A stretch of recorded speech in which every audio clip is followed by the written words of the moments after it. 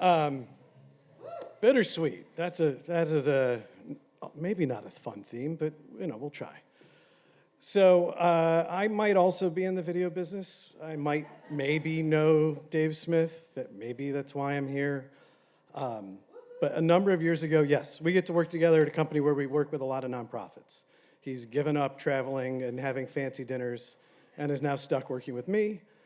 And a number of years ago, to give you a clue, this is before marriage equality was the law of the land here in the state, I was working for the ACLU of Pennsylvania, and they called me up because a young man had reached out. He has two mothers, and one of his mothers was dying of cancer. And they were very concerned because they weren't legally recognized as married in the state of Pennsylvania, even though they'd been married for many years. I think they'd gotten married in Massachusetts. And her life was about to end, and his remaining mother was a stay-at-home mom. This was the breadwinner. Everything was going to go south. There were going to be no Social Security benefits. It was a terrible situation. But the family decided that it was important enough to them that they wanted to share their story in a film to help really explain why marriage equality is so important. Now, this wasn't an easy scenario. This young man's name was Sean. His mother, who was passing, her name was Mary Beth. Mary Beth had brain cancer. It had metastasized, but she was having a difficult time speaking, so we decided that I should go visit Mary Beth and her wife Maureen at their home to see if she was going to be able to, conduct an interview and speak on camera. We weren't sure what was going to happen. But apparently she was really, really, really excited about this. And I went over and visited. She was totally able to complete thoughts and sentences. We were all very excited. And as I was leaving, Sean told me this was the most energized he'd seen her in a few weeks, and that was great. We scheduled to come back really quick. We decided we would interview Mary Beth and Maureen together. I don't normally like two-person interviews because no matter what happens, someone's talking and the other person's like this. It kind of sucks. But in this scenario, it seemed like it was really the only thing to do because Maureen would be able to help Mary Beth if she was having trouble finding her words. So we set up, we get everything ready. We started by talking to Sean. We talked to his sister. Amazing family, beautiful, warm, so welcoming. The way they shared their story, everyone on my crew was moved. And then it was time to interview Mary Beth and Maureen. So we set up for that. We're in the living room. The two of them are on the couch. I interviewed them for 30, 40 minutes. It was really intense. And it was clearly time to stop. And, Maureen would finish thoughts for Mary Beth, and it was this natural thing. There was no distance between them. It was absolutely symbiotic and beautiful. And at the end of the interview, Maureen was about to cry. It was time to stop. And I'm like, that was great. We definitely got what we needed to share this story. And I turn around, and my entire crew is just bawling.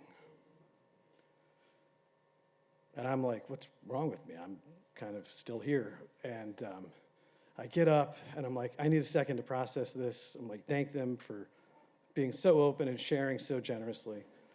And I walk into the foyer, and the daughter, this family lives all across the street from each other. They're so close.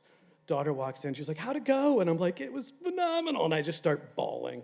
And I run out of the house, and I'm sitting on the front steps, and I'm just crying.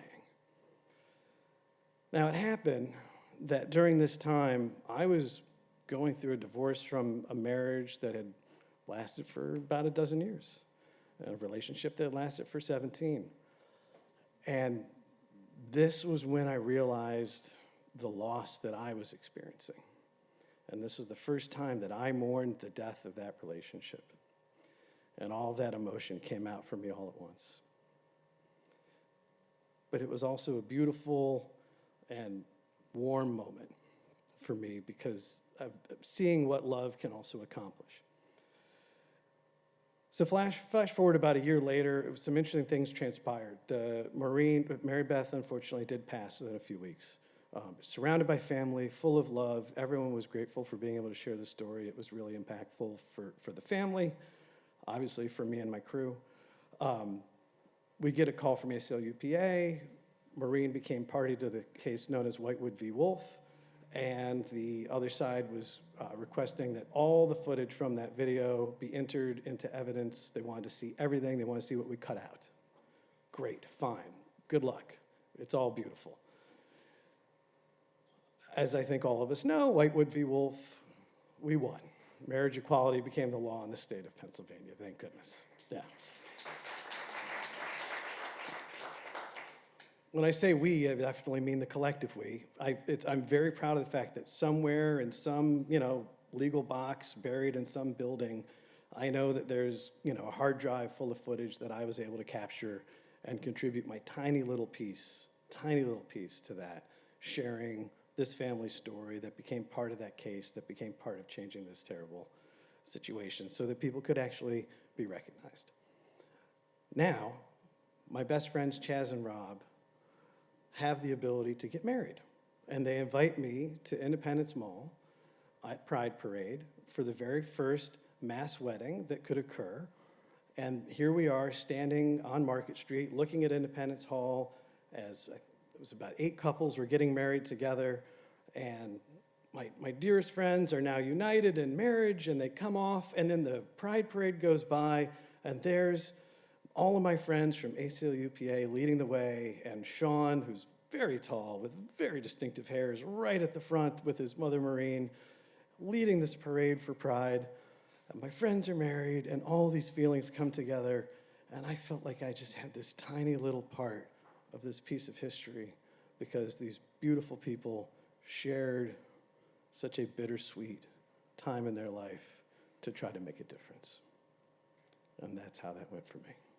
Thank you.